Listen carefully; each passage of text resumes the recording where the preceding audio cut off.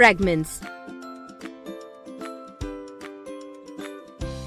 Some groups of words look like sentences, but they are not. They are fragments. For example, with lightning and thundering all around.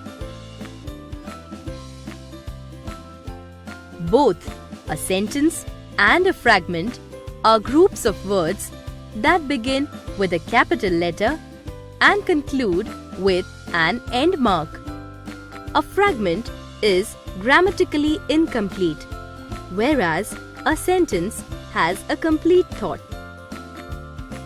A sentence contains a subject-finite verb pair, but one or both of these elements is missing in a fragment. For example, sentence, Nikki is busy tonight. Fragment, working on her school project. In this example, there is no subject and the verb working is a non-finite verb. In this example, this fragment can be corrected by attaching it to the preceding sentence and replacing the full stop with a comma.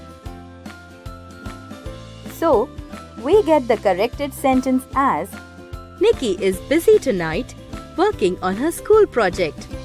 Complete thought. A fragment can be corrected by adding a subject or an action verb or a helping verb. For example, proudly showing her marks to us.